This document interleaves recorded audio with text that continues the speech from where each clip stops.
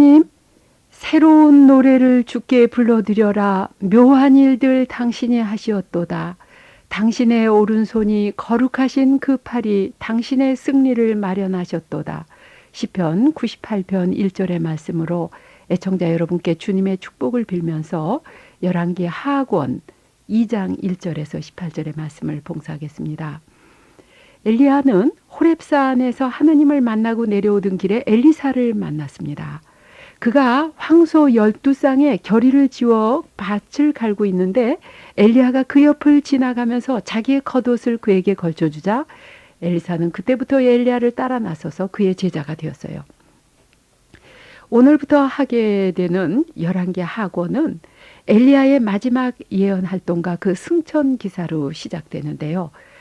가죽으로 아랫도리를 가리고 몸에는 털옷을 걸친 사람이라는 이 엘리야의 차림은 신약의 마태복음에 나오는 3장에 나오는 그 세례자 요한의 차림새와 같죠. 예언자들은 양가죽이나 염소털, 양털, 낙타털이라든지 이렇게 그 털로 짠 겉옷을 입었는데요. 이 털 겉옷은 차츰 예언자들의 제복이 되었고 속세 생활을 거부하는 상징이 되기도 했습니다. 예언자들은 정의와 의로움을 설교하기 위해서 세상을 포기한 사람들로서 그들 중 대부분이 산이나 사막과 같은 외딴 곳에서 지내면서 동굴에서 잠을 자곤 했대요. 후에 이 사람들에게 편하게 살라고 예언하던 거짓 예언자들도 사람들을 속이기 위해서 그 예언자들처럼 거친 옷을 입기도 했다고 합니다. 야훼께서 엘리야를 회오리 바람에 태워 하늘로 데려가실 때가 되어서 엘리야가 길가를 떠나면서 엘리사에게 제자 엘리사입니다. 자네는 여기 남아있게 나는 야훼 분부대로 베텔로 가야겠네 하고 말했습니다. 엘리사는 결코 안 됩니다. 스승님께서 돌아가시기라도 한다면 모를까 절대로 스승님과 헤어질 수는 없습니다 하고 했어요. 이처럼 엘리사는 자기를 남겨두고 혼자 가려고 하는 엘리야를 놓치지 않고 베델과 예리코와 요르단까지 스승을 따라갑니다. 그들 두 사람이 요르단에 이르러서는 엘리야가 자기 겉옷을 벗어 말아가지고 그것으로 물을 치자 물이 좌우로 갈라졌어요. 두 사람은 마른 땅을 밟고 강을 건너면서 엘리야가 엘리사에게 묻기를 야훼께서 이제 나를 데려가실 터인데 내가 자네를 두고 떠나기 전에 무엇을 해주면 좋겠는가 말해보게. 엘리사가 청하기를 스승님 남기실 영검에서 두 몫을 물러주십시오.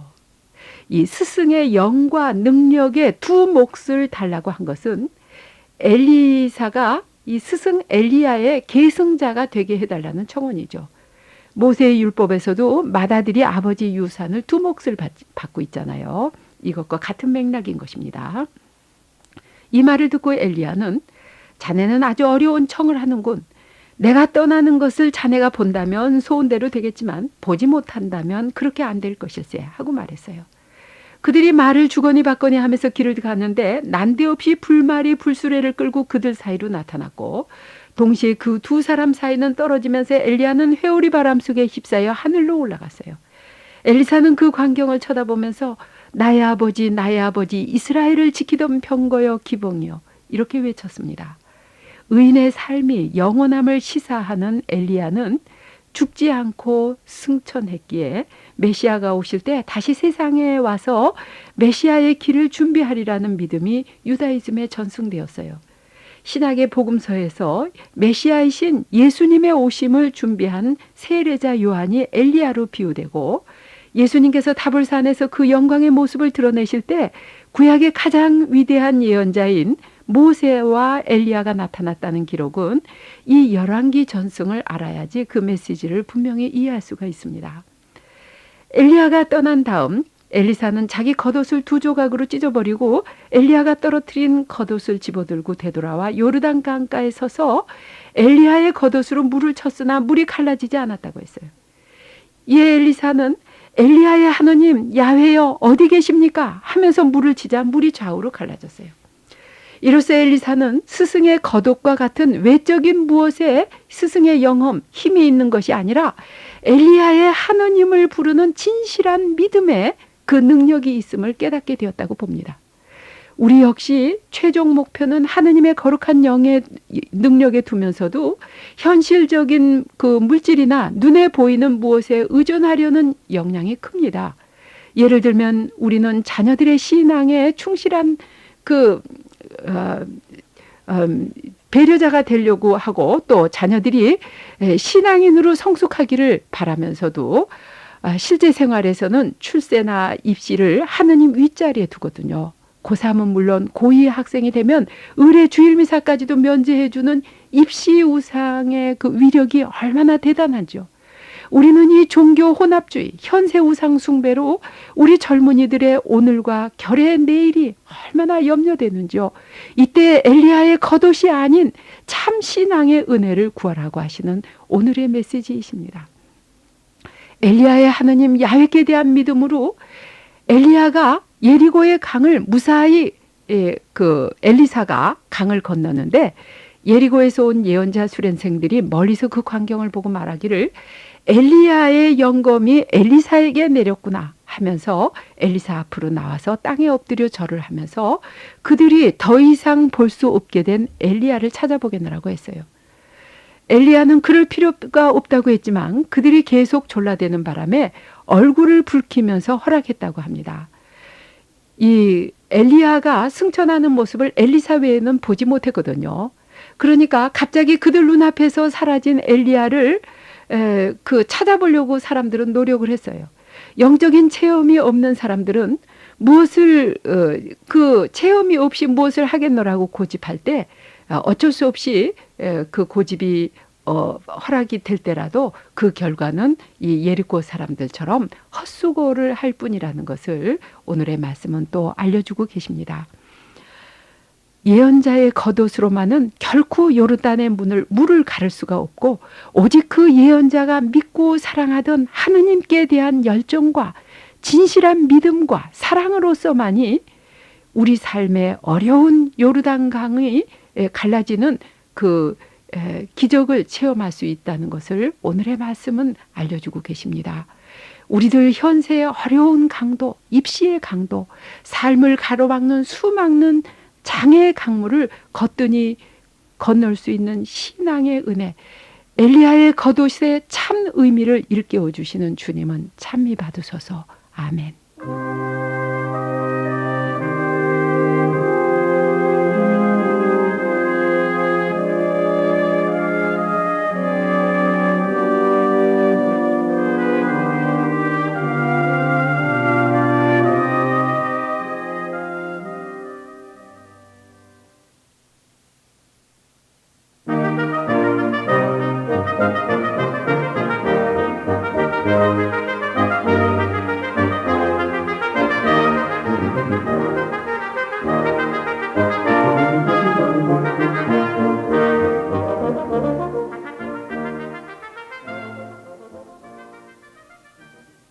참예수님, 야훼님 자비만은 언제나 한결같이 당신을 섬기는 자에게 계시도다. 그 후손의 후손에까지 당신의 정의는 계시도다. 시편 117편 17절의 말씀으로 애청자 여러분께 주님의 평화를 빌면서 열왕기 하권 2장에서 4장의 말씀을 봉사하겠습니다. 예리고 성읍 사람들이 엘리사에게 그 고장의 악성 수질로 인한 피해를 호소했을 때 그들에게 엘리사는 새 그릇에 소금을 담아 오라고 하죠. 엘리사가 샘터에 가서 그 소금을 뿌리면서 말하기를 야훼께서 말씀하신다. 내가 이 물을 정하게 하리라. 이제 다시는 사람들이 이 물 때문에 죽거나 유산하는 일이 없을 것이다. 그 물은 엘리사가 말한 대로 정화되었다고 합니다. 소독약이 없던 옛 시대에 소금은 정화제로 많이 사용이 되었죠. 그러나 엘리사가 여기서 소금을 뿌린 것은 한 상징일 뿐이고 그 오염된 물이 정화된 것은 오로지 엘리사의 믿음에 대한 응답으로 주신 하느님의 능력이죠. 이것은 마치 모세가 마라에 쓴물을 달게 할 때 하나님의 말씀에 순종해서 나무 토막을 던진 것과 또 이사야 예언자가 히스기야 왕을 치유할 때 그 잘 익은 무화과 열매를 권한 것, 그리고 우리 예수님께서 소경을 치유하실 때 진흙에 침을 개어서 그의 눈에 발라주었던 이런 그 작은 행동들과 비교할 수가 있습니다. 그 뒤에 엘리사가 그곳을 떠나서 베델로 가는 도중에 아이들이 성에서 나와 놀려댑니다. 대머리야 꺼져라, 대머리야 꺼져라 하면서요. 엘리사는 돌아서서 아이들을 보며 야훼 이름으로 저주하자 앙콤 2마리가 숲에서 나와 아이들 42명을 찢어 죽였다고 했어요. 이 이야기 참 끔찍하죠. 철없는 애들이 좀 심하게 놀렸기로 엘리사 같은 대예언자가 42명이라는 아이들이 곰에 물려 죽게 하다니 너무나 잔인하다고 생각했어요. 저는 이 이야기를 읽을 때마다 참 불편했는데요. 지금 제가 말씀드리려고 하는 해설을 읽고선 좀 도움을 받았기 때문에 나누고 싶습니다. 어저께 제가 짐승의 털로 짠 그 투박한 겉옷이 예언자의 겉옷이라고 말씀드렸죠. 그런데 이 거짓 예언자들도 자기들의 그 속임수로 예언자의 이 털 외투를 입었는데 그 거짓 예언자의 거짓이 탄로나면 그 예언자 털옷을 벗어야 했다고 합니다. 여기서 이 중동 지방에 속담이 생겨났는데 그자는 거짓말을 너무 많이 해서 머리털을 잃었다 하는 속담이 생겨난 것이에요. 말하자면 거짓 예언자가 예언자 털옷을 빼앗겼다는 그런 뜻이 되겠습니다. 이 속담에서 머리털이 빠져나간 대머리라는 말하고 거짓말쟁이라는 말을 같은 뜻으로 쓰기도 했다고 합니다.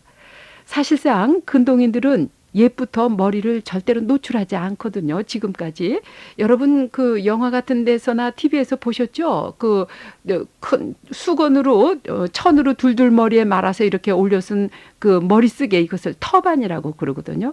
그래서 이 중동의 근동지방의 남자들은 터반을 밖에 나갈 때뿐 아니라 집안에서도 늘 쓰고 있었기 때문에 그 사람이 대머리인지 아닌지는 본인 외에는 아무도 모른다고 했어요. 그러면 여기서 아이들이 그 엘리사에게 대머리라고 놀린 것은, 더구나 놀릴 뿐 아니라 꺼져라 하고 얘기했던 이 악의가 담긴 것은 무엇인가? 아이들은요 참 정직하거든요. 아이들의 말은 어른들의 말이에요. 아이들은 아마 어른들이 뒤에서 엘리야를 가리켜서 대머리, 말하자면 거짓 예언자라고 헐뜯는 말을 들었기 때문에 성에서 쏟아져 나온 것이 아닌가 싶어요. 그러니까 이 읍내 성읍 사람들은 자기들이 마실 수 없는 그 오염된 물을 고쳐달라고 예언자에게 올 때는 굽실거리면서도 그 뒤에 가서는 이 엘리사가 자기 스승 엘리야가 승천했다고 하는 얘기를 거짓말로 이렇게 고지 듣지 않으면서 이 거짓 예언자로 엘리사를 몰아붙인 것이 아닌가. 그래서 그러한 그 이야기를 듣고 아이들은 이제 이 엘리사에게 이렇게 못되게 한 것이 아닌가 싶습니다. 그래서 여기서 그 엘리사의 저주는 그 아이들에 대한 것이기도 하지만 그 성읍의 어른들을 향한 것이라고도 해설을 하고 있어요. 사실 엘리사는 인정 많은 예언자였다는 것이 여러 가지 그 기적 이야기들로 알 수가 있는데요.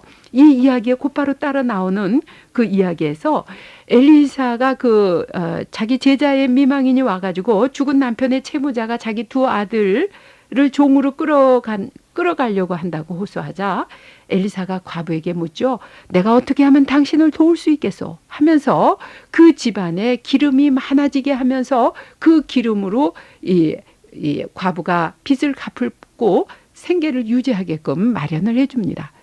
하느님의 사람이 행한 그 여러 가지 그 기적의 배후에는 모든 좋은 것을 선물로 마련해 주시는 하느님의 사랑이 숨쉬고 있어요.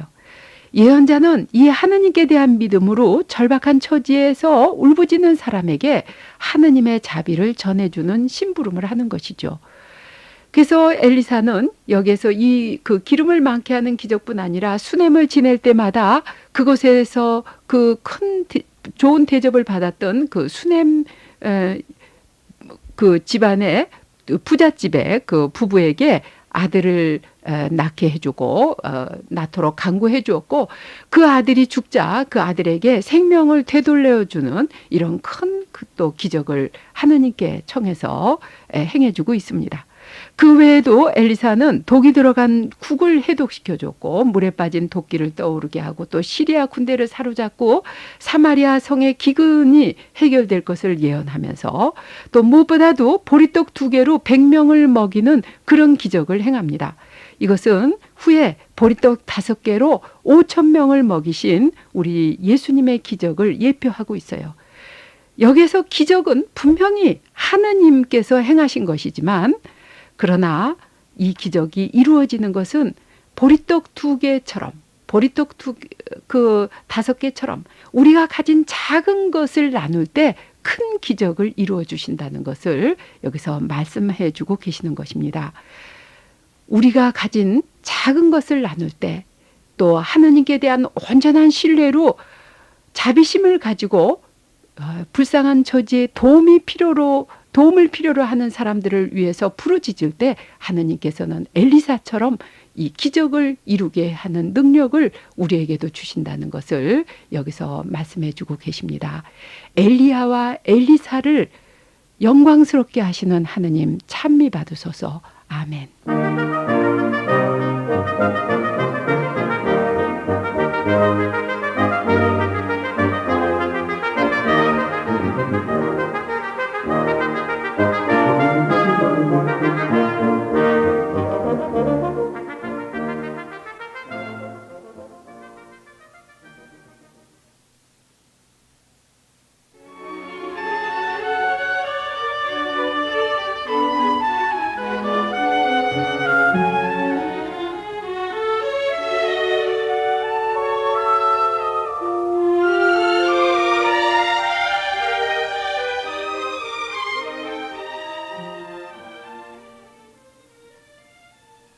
찬미 예수님, 야훼님 찬양하라. 그 이름 높이 불러라. 그 하신 일들 뭇백성이 알게 하여라.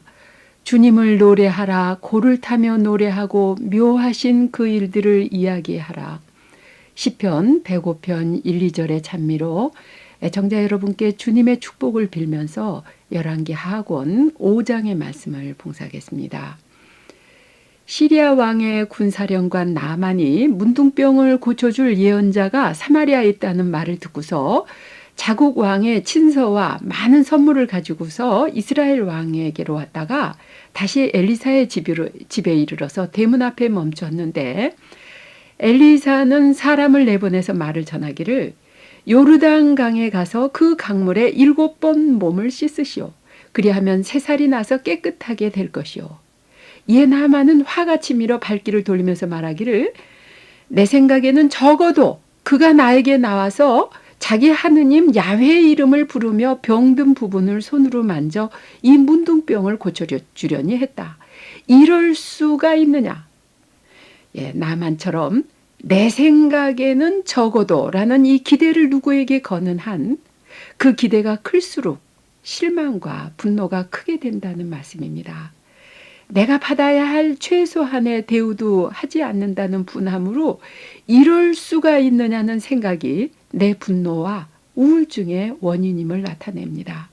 우리 생활에서 모든 그 우울함의 원인은 이럴 수가 있느냐 하는 이 내 근본적인 마음 자세라고 봐요. 나만의 오만은 어리석은 이론을 펼치면서 반박하죠. 다마스커스에는 이스라엘의 어떤 강물보다도 더 좋은 아바나 강과 발바르 강이 있다. 여기에서 된다면 거기에 가서 씻어도 깨끗해지지 않겠느냐. 나만이 이처럼 비교한 것은 자존심이 상한 그의 억지 이론이죠. 어느 강이 중요한 것이 아니라 예언자를 통해서 하시는 하느님의 말씀이 중요하고, 그 말씀에 순종함에서 치유와 구원이 있다는 것을 생각하지 않고 외적인 현상에만 매달리려는 이런 고집 때문이죠. 나만은 크게 노해서 발길을 옮겼다고 했어요. 오만이 어리석음을 낳는다면 분노는 이를 그르치게 하죠. 나만보다 훨씬 더 지혜로운 그의 부하들이 그를 막아서면서 만일 이 예언자가 더 어려운 일을 장군께 시켰더라면 장군께서는 그 일을 분명히 하셨을 것입니다. 그는 장군께 몸이나 씻으라고 하셨습니다. 그러면 깨끗이 낫는다고 하는데 그것 좀 못할 까닭이 무엇입니까? 부하들의 충고를 받아들인 나만이 하느님의 사람이 일러준 대로 요르단강으로 내려가서 7번 강물에 들어가 몸을 씻자 그의 몸은 마치 어린아이처럼 깨끗해졌다고 했어요. 이에 나만은 수행원을 모두 거느리고 하느님의 사람에게로 돌아와서 그 앞에 서서 말하기를 이제 저는 알았습니다. 이스라엘 밖에는 온 세상에 신이 없습니다. 하면서 야훼 하느님께 신앙을 고백하죠. 그 문둥병의 치유는 하느님께서는 이스라엘에만 매이지 않으시고 모든 민족들의 주님이심을 알려주는 예입니다. 예수님께서도 나자렛 회당에서 강론하실 때 이 나만의 예를 누가복음서 4장에서 들고 계세요.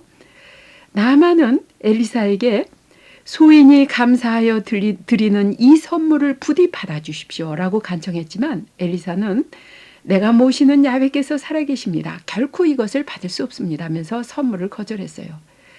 나만이 선물을 받으라고 거듭 간청해도 받지 않자 그는 이제부터 저는 야훼 외에 다른 어떤 신에게도 번제나 희생제사를 드리지 않겠습니다. 그러니 나귀 2마리에 실을 만큼 흙을 주십시오. 그러나 한 가지 야훼께 용서를 빌 일이 있습니다. 저는 왕께서 림몬 신전에 예배하러 가실 때 부축해 드려야 하고 왕께서 림몬 신전에서 예배할 때 같이 엎드려야 합니다. 이것만은 용서해 주셔야 하겠습니다. 엘리야가 대답하기를 걱정 말고 가시오 합니다. 나만이 떠나자 엘리사의 시종 게하지의 마음이 탐욕이 생겨서 그를 뒤쫓아갑니다. 그는 지금 막 에브라임 산악지방에서 예언자 수련생 2사람이 왔습니다. 그들에게 줄 은 1달란트와 옷 2벌을 보내달라고 스승께서 저를 보내셨습니다 하면서 나만에게 거짓말을 합니다. 게하지는 부당한 재물을 얻기 위해서 거룩하고 타당해 보이는 이야기를 꾸며댔어요. 하느님의 사업을 빙자해서 자기 욕심을 채우는 교회 시종이 있다면 그 이름이 바로 게하지죠. 나만은 드리다뿐이겠는가 하면서 1달란트를 더 드리겠다고 하면서 요구받은 이상의 헌금을 했습니다. 게하지가 나만에게서 금품을 받아 챙긴 다음에 스승 앞에 서자 엘리사가 묻기를 게하지야 어디 갔다 왔느냐? 게하지는 소인은 아무데도 갔다 오지 않았습니다 하고 대답했어요. 거짓말은 꼬리를 물고 이어지게 마련이죠. 게하지는 아무것도 모르는 나만한테는 그럴싸한 말로 허풍을 떨었지만 스승 앞에서는 발뺌을 할 수가 없었어요. 그러나 엘리사는 말하기를 너는 돈을 받았다. 네가 그 돈으로 정원을 사서 올리브나무 포도나무를 심고 양과 소를 사고 하인과 하녀를 거느릴 수야 있겠지만 너와 네 자손은 나만에게서 옮은 문둥병을 영원히 앓으리라. 예, 상당한 돈이었겠죠. 이 집과 정원과 이런 그 모든 재산을 사고 하인들을 살 만큼 이런 그 많은 돈을 받은 게하지는 스승의 엄한 책망과 저주를 듣고서도 참회하지 않았습니다. 물욕에 마음이 완전히 어두워진 것이죠. 그래서 그는 그 돈으로 문둥병보다는 돈을 더 재물을 택한 것이라고 볼 수 있겠어요. 그래서 그의 피부가 문둥병으로 눈처럼 하얗게 되어서 엘리사를 떠났다고 합니다. 그가 자신의 잘못을 뉘우치고 부정축제한 재물을 전부 내어놓고 진심으로 용서를 청했더라면 그는 아마 구원받았겠죠. 마치 다윗이 큰 죄를 짓고 지적받았을 때 즉시 뉘우치고 예언자의 지시에 순종했던 것처럼 말이죠. 그러나 끝내 탐욕으로 눈이 멀게 된 게하지는 그 많은 재산을 포기하기보다는 차라리 자신과 자기 자식 때까지 문둥병을 택한 것이 아닌가 합니다. 사람이 온 세상을 다 얻는다 할지라도 제 영혼에 해가 되면 무슨 소용이 있겠는가 하고 주 예수님께서 말씀하신 것이 떠오릅니다. 주님, 저희가 게하지처럼 탐욕의 어리석음으로 무감각하게 무서운 나병에 걸리지 않게 하시고 나만처럼 순종해서 오만과 불신의 나병을 낫게 하심으로 주님은 찬미 받으소서. 아멘.